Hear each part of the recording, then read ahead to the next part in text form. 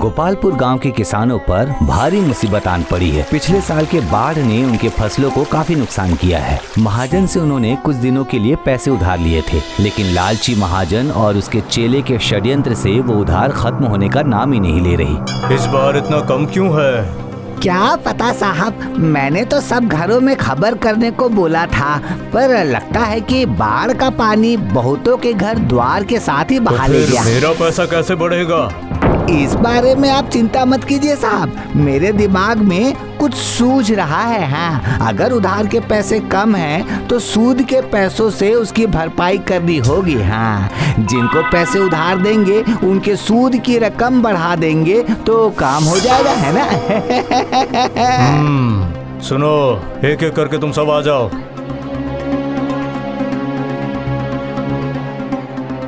सुनो बच्चों, बाढ़ की वजह से सूद की रकम में परिवर्तन किया गया है, समझ गए? इस बार 20% देना होगा।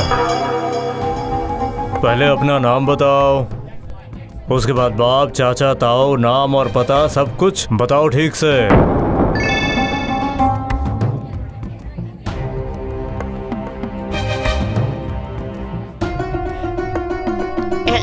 जी, मेरा नाम अशोक है। बीवी बच्चे के अलावा इस पूरी दुनिया में मेरा कोई नहीं है, तो मैं किसका नाम और पता बताऊं साहब? फिर मैं तुझे पैसे कैसे दूंगा भला? अब तेरे उधारी के पैसे आखिर कौन चुकाएगा, बता? अब क्यों साहब, अब मेरी उधारी के पैसे तो मैं ही चुकाऊंगा ना। मैं तो हूँ ही ना। हाँ, वो तो दिख रहा है मुझे, लेकिन अगर तू पैसे लेकर बीवी बच्चों के साथ भाग गया तो? मैं एक गरीब किसान हूँ साहब, मेहनत करके कमाता हूँ। बीवी बच्चों के अलावा मेरे पास जो भी है वो सब जमीन ही है, और मैं पैसे लेकर भाग थोड़ी जाऊंगा। नहीं नहीं नहीं, ये सोचना भी पाप है। कहने से क्या होता है भला? मुझ पर दया कीजिए साहब, वरना मैं भूखे पेट परिवार सहित मर जाऊंगा। हुजूर, इस वक्त सूद की रकम थोड़ा और बढ़ा दीजिए।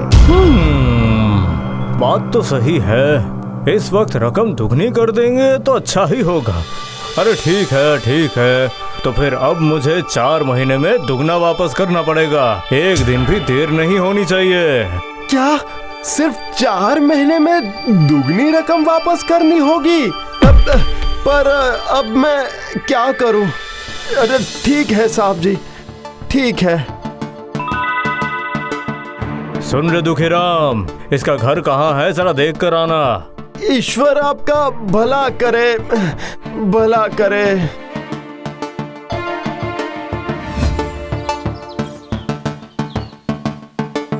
पिछले साल अगर बाढ़ नहीं आती तो इस तरह से पैसे उधार नहीं लेने पड़ते, लेकिन ईश्वर की कृपा से अगर इस बार खेती बाड़ी अच्छे से हो गई तो ये पैसे भी मैं जरूर लौटा दूंगा। दुखीराम को अपना घर दिखाता है अशोक, ताकि अगर उधार चुकता नहीं किया तो महाजन इस घर को छीन सके। ये देखो, ये है मेरा घर। अशोक का बेटा चिंटू और उसके अमीर दोस्त उस वक्त सड़क किनारे बैठकर दूरबीन से चारों तरफ देख रहे थे। क्यों रे चिंटू, तेरे घर पर अचानक महाजन का आदमी क्यों गया था? ऐसा है क्या? अच्छा, तो चिंटू के घर में क्या खाना पका है वो भी जरा देखना, बहुत भूख लगी है। मेरा दूरबीन देखकर जलन हो रही है, इसलिए मजाक कर रहा है ना? मेरी बला से, मेरे पास चक्का वाला जूता है, तेरे पास है? उफ, अब बस भी करो तुम लोग। बात करने के लिए कोई और विषय नहीं है क्या? हम बस क्यों करें, तेरे पास ये सब नहीं है ना, इसीलिए तू नहीं समझेगा। बात तो तू सही कर रहा है, इतनी सारी कीमती चीजें मुझे भला कहाँ से मिलेगा? कोई बात नहीं। अच्छा, मुझे कुछ काम है, मैं चलता हूँ।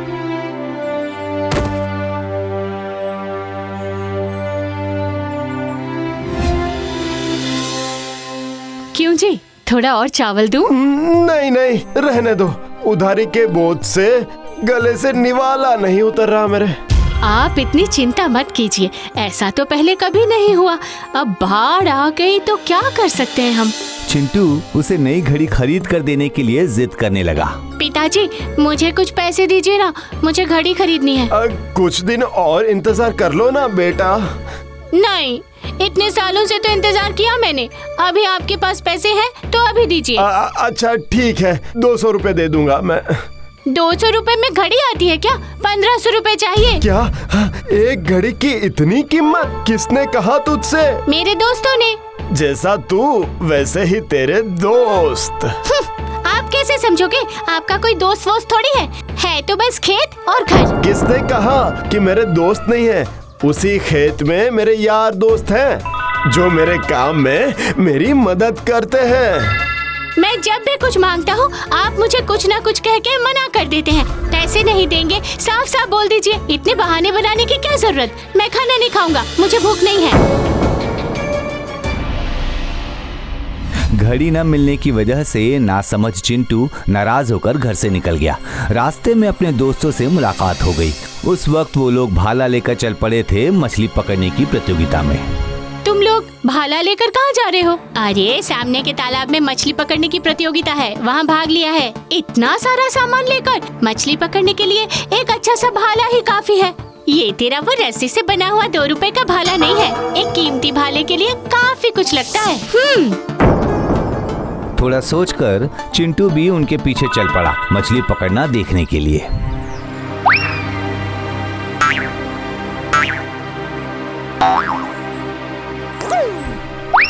चुपचाप दोस्तों के पास जाकर बैठ जाता है चिंटू। धत धत, लगता है इस तालाब में एक भी मछली नहीं है। हाँ, पकड़ना नहीं आता तो तालाब खाली। तूने डुबकी लगाकर देखा था क्या? अरे ये मेरी बात नहीं है, हम सब की बात है। अब तक किसी को एक भी मछली नहीं मिली है। चिंटू के दिमाग में एक आइडिया आता है। तुम लोग एक बार केंचुए से कोशिश कर सकते हो। अब केंचुआ कौन लाएगा? रुक रुक, मैं लेकर आता हूँ। हमारे जमीन में बहुत सारे केंचुए हैं, देखा है मैंने।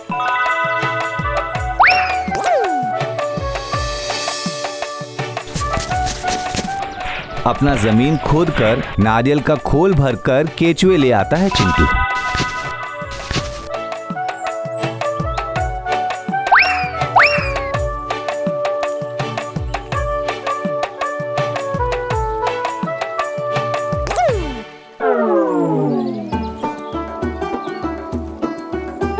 ये ले।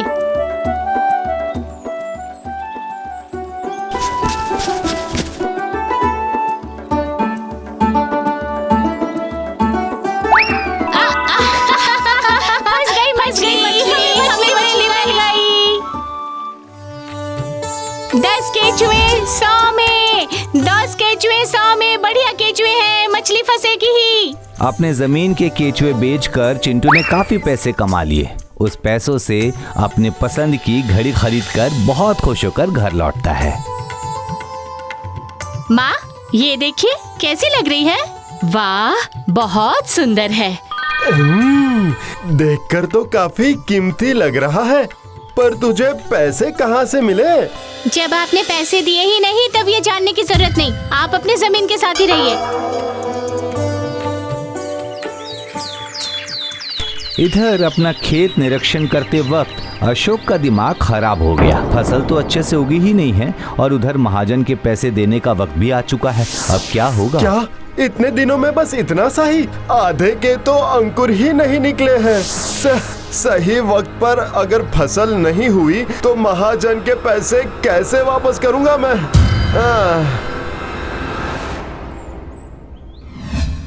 ठीक उसी वक्त अशोक की सोच को सच साबित करते हुए अशोक के घर आ पहुंचे महाजन।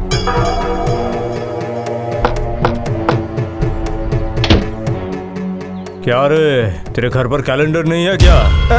दरअसल साहब जी, वो सही वक्त पर फसल नहीं हुई इसलिए पैसे नहीं दे पाया। मुझे खेती फसल का कुछ भी समझ नहीं आता, मुझे सिर्फ पैसे समझ आते हैं, पैसे। मुझे थोड़ा वक्त दे दीजिए साहब, मैं आपके सारे पैसे लौटा दूंगा। हम पर रहम कीजिए साहब जी। ठीक है, लेकिन अब 4 गुना देना पड़ेगा। दूर से सब कुछ सुन रहा था चिंटू। अगले दिन सुबह पिताजी के पास जाकर कहता है, पिताजी, हमारे जमीन में तो बहुत सारे केंचुए हैं। जो लोग मछली पकड़ते हैं, अगर उनको ये बेच देंगे तो हमें काफी पैसे मिल जाएंगे। नहीं बेटा नहीं, मैं अपने दोस्तों के साथ ऐसा कभी नहीं कर सकता। केचुए और आपके दोस्त? उस दिन तो तुमने मेरी बातों का मतलब ही नहीं समझा। केचुए सिर्फ मेरे ही नहीं, हर एक किसानों के दोस्त हैं। वही तो मिट्टी के नीचे से मिट्टी को कुरेद कुरेद कर ऊपर लाके जमीन को उपजाऊ बनाते हैं, तभी तो अच्छी फसल उगती है। छी छी, मैं अपने दोस्तों की तरह बनने के चक्कर में अपने पिताजी के दोस्तों को छीन लिया। शायद इसीलिए इस बार अच्छी फसल नहीं हुई है। अब जाकर चिंटू को अपनी गलती समझ आ गई। वो समझ गया था कि जमीन से सारे केचुए उठा कर ले जाने पर कितना बड़ा नुकसान कर दिया उसने। घर से निकलकर चिंटू सीधे चला गया घड़ी की दुकान पर।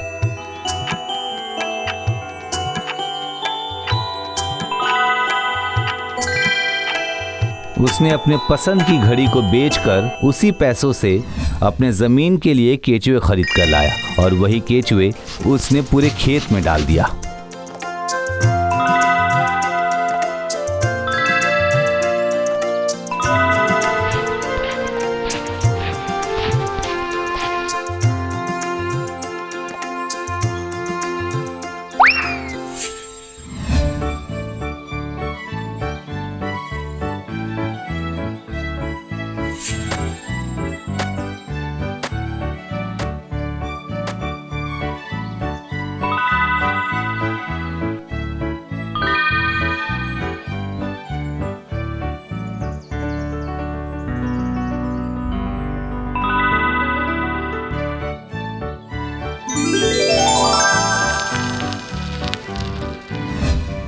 भाई चिंटू, कुछ केचुए चाहिए मुझे। फिर से प्रतियोगिता में हिस्सा लेना है। कुछ क्यों, मैं तो एक भी नहीं दे सकता। दोस्त होकर ऐसा मत करना भाई। जैसे तुम लोग मेरे दोस्त हो, ठीक वैसे ही मिट्टी में रहने वाले वो सारे केचुए मेरे पिताजी के दोस्त हैं।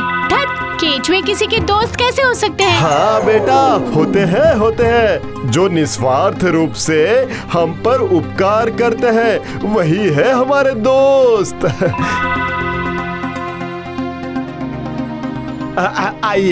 आइए साहब जी। काफी विनम्र होकर बात कर रहा है अशोक। जरूर उधारी के पैसे जुगाड़ नहीं कर पाया है। ये लीजिए साहब जी, आपके पैसे, और साथ में फसल भी ले जाइए एक बोरी। इस बार तो फसल काफी अच्छी हुई है। ये सब दोस्त के उपकार का फल है। कौन दोस्त? केचुआ दोस्त, जो मेरा भी दोस्त है और पिताजी का भी दोस्त है।